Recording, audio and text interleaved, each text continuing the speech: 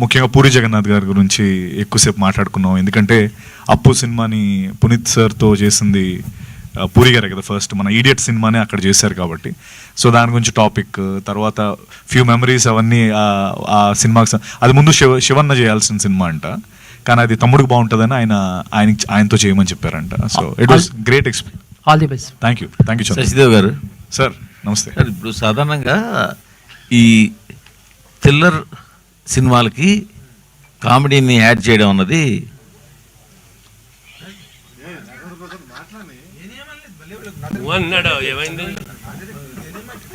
సాధారణంగా horror entertainments పెద్ద hit, horror comedy అన్నది చాలా పెద్ద హిట్. థ్రిల్లర్ పూర్తిగా out and out thriller comedy మన మత్తు వదలరా వచ్చింది, ఇది కూడా మంచి హిట్.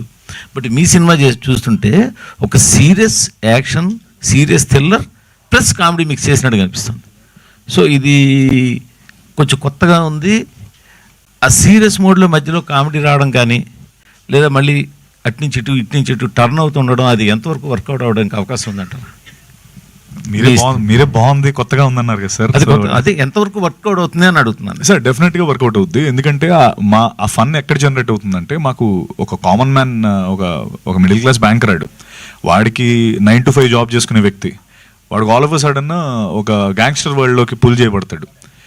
ఇప్పుడు ఆ వరల్డ్లో వాడికి వచ్చిన ప్రాబ్లమ్స్ని ఒక కామన్ మ్యాన్గా ఇటు సాల్వ్ చేసేటప్పుడు పడే ఆ హర్డిల్స్ క్రాస్ చేసేటప్పుడు వచ్చే ఫన్నే మనం జనరల్గా ఆ ఫన్నే ఎక్కువ. నాది సత్యాది, ప్రియభావని శంకర్, సునీల్ గారు కూడా. సునీల్ గారు is other side of the world అండి. అంటున్నాండి, చెప్పొద్దా? ఓకే, సో నా పక్కన ఈయన, మీ పక్కన ఆయన అన్నమాట. సో సునీల్ అన్న గ్యాంగ్స్టర్ సైడ్ ఆఫ్ వరల్డ్ లో ఉంటాడండి. ఫన్నీ క్యారెక్టర్ గా ఉంది, funny, super quirky funny character. అదేమండి, ఒక సైడ్ ఆయన, ఒక సైడ్ సత్య. సో మీకు ఫన్ కి అయితే అసలు చాలా స్కోప్ ఉంది అండ్ చాలా బాగా వర్కౌట్ అయింది మాకైతే. సో మీరు అన్నదే, ఆ థ్రిల్లర్ లో ఫన్ కొత్తగా ఉందన్నారు కదా, అది మీరు ఎక్కువ ఎంజాయ్ చేస్తారు కూడా థియేటర్లో. ఎందుకంటే ఇంకొకటి యాడ్ చేయాలి సార్, ఇది సిట్యువేషనల్ కామెడీ ఎలా ఉంటుంది మూవీలో. సో సిట్యువేషనల్ కామెడీ మళ్ళీ చూస్తే కూడా నవ్వు వస్తుంది. అది ఫోర్స్ఫుల్గా పెడితే అది ఒక్కసారి నవ్వు రావచ్చు. సో దీంట్లో అన్ని సిట్యువేషనల్ వల్ల ఎలా అవుతుంది, ఎలా రియాక్ట్ అవుతున్నారు క్యారెక్టర్స్ అని పెట్టి ఉంది. సో చాలా బాగా బ్లెండ్ అయింది సార్ అది. యాక్చువల్గా ఇప్పుడు ఈ కథ, ఇప్పుడు మొన్న వచ్చిన లక్కీ భాస్కర్ పీరియడ్ సినిమా. ఎందుకంటే ఇప్పుడు nowadays banking complete online, modernisation, technology updation జరిగిపోయింది. ఇప్పుడు within the bank fraud జరగడం చాలా కష్టం. సో అందుకని ఆ సినిమా అప్పటిది. సో మీరు ఇప్పుడు ఈ జనరేషన్లో తీస్తున్నారు కదా, ఇప్పుడు అట్లా పాసిబుల్ ఉందంటారా బ్యాంక్స్లో? అవును సార్, అది ఇప్పుడు అన్ని సీసీటీవీ వచ్చింది, డిజిటలైజ్ అయింది. కానీ RBI and SEBI, stock exchange board of India చాలా రూల్స్ గట్టిగా తీసుకొచ్చారు ఇప్పుడు.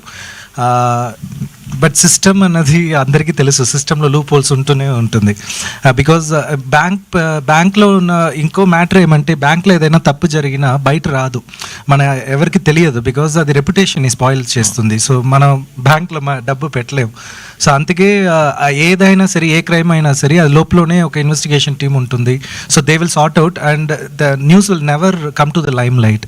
సో అలా ఉంటుంది డిజిటలైజ్ వరల్డ్లో. సార్ ఇప్పుడు మీరు అడగాల్సిన నెక్స్ట్ క్వశ్చన్ ఏంటంటే, లోపలే ఉంటుంది, బయటికి ఎలా వచ్చింది, మీకు ఎలా తెలిసిందని అడగండి. ఎందుకంటే బ్యాంక్ ఆఫ్ లైట్ అవునా కాదు, మానేశాడు. సో ఇప్పుడు తీసే ఛాన్స్ లేదు.